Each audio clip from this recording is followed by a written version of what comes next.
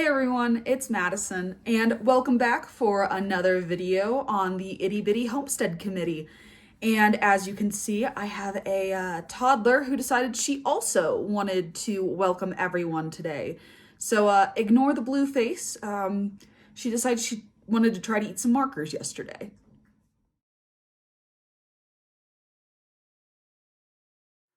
So before we get started on me showing you what we got done this week and how we constructed the raised beds, I just want to say that in the next few videos, you will see me moving around quite a bit. I was at my office chair over by my computers on the earlier videos, but I felt like I wasn't getting enough natural light because I don't have any kind of lighting set up. So I am trying over here by the bookshelf to see if maybe I can get a bit better light from this window here.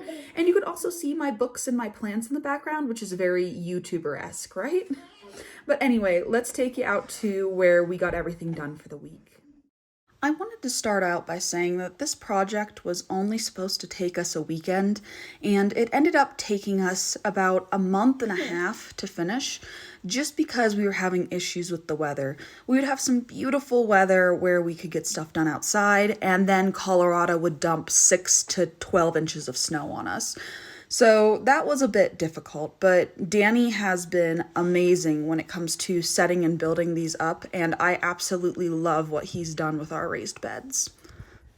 After Danny got them built, I started by filling the bottoms with them with cardboard, and I did this for a couple of reasons. For one, it'll keep weeds out, and for two, it'll keep the moisture in. After that, I weighed them down with some pine saplings so the cardboard wouldn't fly out all over the place. And unfortunately, that was kind of our phase one because we got so much snow. We had this 80 inches dump in on us, and I'll have to add a picture of that for you. This was mid-storm before it started falling off the roof. Now, introducing Story Time with Sydney. And when he went Opal ate all the tomatoes. She ate all the potatoes? Yeah, when he was at the old house. My goodness, why'd she eat all the potatoes? Because he finds it it's just still more, but I ate every single one. So we didn't get any potatoes last year? No, but I want to go. You were at the shop and you get a lot of stuff from there. And you also need to pick up some potatoes too when you were at the shop. Wow. So, a bit of background to Sydney's story. Last year we lived in an apartment and we did container gardening. And if you watched my video last week, you got to meet Opal, our household trash panda. And she would like to go out on the porch and lay down. And one night I found a small potato underneath my bed while I was cleaning. And I found it a bit odd, but didn't think much of it. Weirder things happen when you live with 4 cats and a dog and a child in an apartment. And when I went to go out to check the plants, I had noticed that one of the cats had dug into our deep containers where we were keeping our potatoes and had started pulling them out. And I'm like, which cat is this? It was kind of confusing to me. And after a little bit of trial and error and watching, we realized it was Opal. She was going in, digging up these little potatoes and hiding them around the house. So last year we didn't have a potato harvest. We had a white cat rolling in dirt and hiding little potatoes to rot in the house. It was not fun to clean up, but it was kind of amusing. This year, hopefully, we'll actually get a potato crop that we can eat. Voiceover Madison, back at you again. And after the snow had finally melted, we could finally start gathering up some organic material. because we didn't want to fill the beds with just, topsoil we bought from a store. So we started going into our horse pen and started cleaning up. Our goal in here is to have grass at some point, but there was so much pine straw that the grass shoots weren't able to get up and start to grow, and that was causing a problem for us. So we went in and we started to rake up that extra soil and pine needles. Of course, we had help from Dally, who had to stick her nose into everything and follow us around as we were moving. She thought the manure bucket was full of food. In case anyone wanted to know what it was like owning horses, this was an area I just cleaned up, and somebody left me a fresh present. So we're going to re-rake this area and get it cleaned up. So this right here is why I can't grow grass in this paddock. It's because as soon as I get some new budding grass, Dally comes along and plays lawnmower. So if we do ever want to grow any kind of grass in this area, we're going to have to keep them in the arena or in our other paddock until we have some kind of grass. Once we had collected all of the manure and the pine needles from the horse pen, I drug them down to our raised beds and just kind of haphazardly dumped them in. That way we could start making a pile like you see here. And I just kind of kept throwing until I thought it was pretty good. And then once I thought I got enough, I smoothed it out to see where we were at.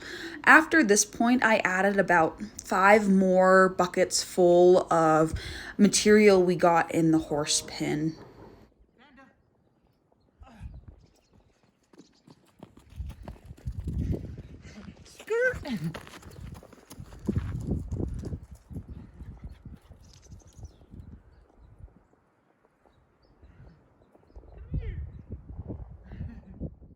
Once we got the pine straw and the manure set in to about the level I thought would be beneficial, we brought down the topsoil that we had bought. We bought about 5 bags for each garden.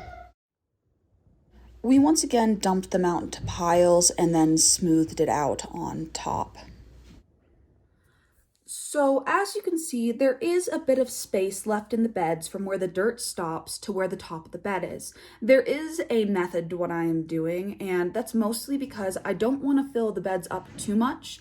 And then over the next few weeks, when I throw our compost and our used bedding on there to make a mulch, I don't want to have to dig it out because there's too much dirt in there. So I'm super excited we got these filled when we did, because that night we got another 3 inches of snow. So we definitely used our little patch of warmth in our fall summer appropriately. So our last frost date here is early June, and that gives us a very short growing period. And in order to supplement that, what we do is we start growing inside. And once again, my office, just like the chicks, is the perfect place to keep those plants.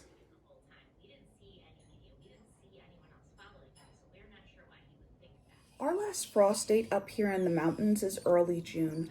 So if we wait to get our planting started until then, we will have a very short growing season of maybe 3 months. So in order to combat that, we have started some seedlings inside. And once again, my office is the perfect place to keep something.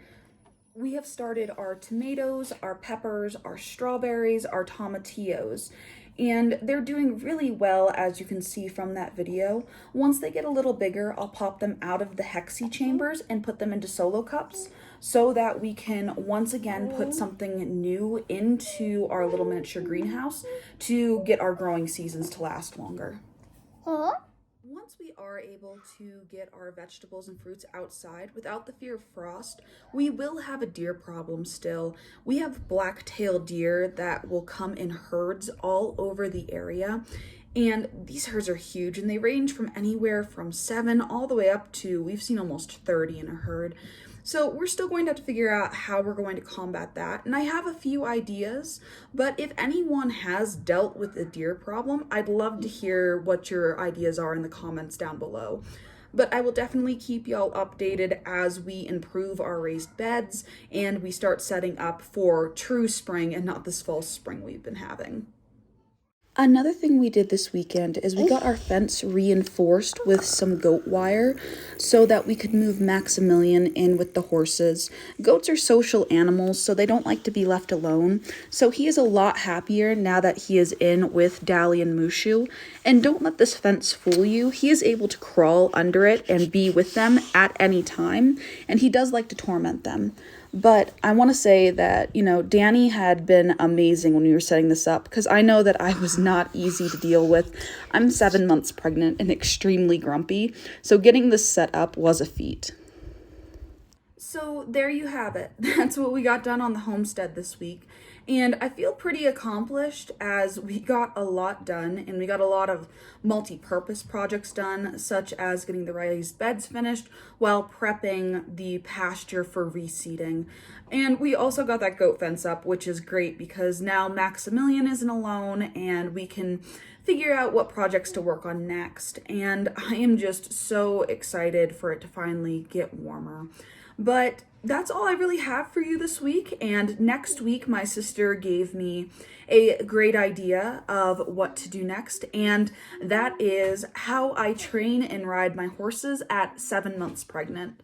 So you'll have to tune in to see that next week. And I hope y'all are doing well. And I'll see you later. Bye. Wait for the final frost to come through where we can plant things in the beds. I'll be throwing on our manure and our used bedding. And that's just so that we have a little extra space, because I'd rather have extra space than to have to dig it out and throw the dirt somewhere else. We can figure out what... Can I help you? I love you. I know you want to kiss. I know. I know you're annoying sometimes, though, when Mommy's trying to do stuff. Well, you're the best, and I love you so much. Okay? Blueberries. Yeah, those are the blueberries. Blueberries. Yep. Blueberries. Blueberries. Blueberries. Yep. You good? Can we retake this clip without interruption? Okay.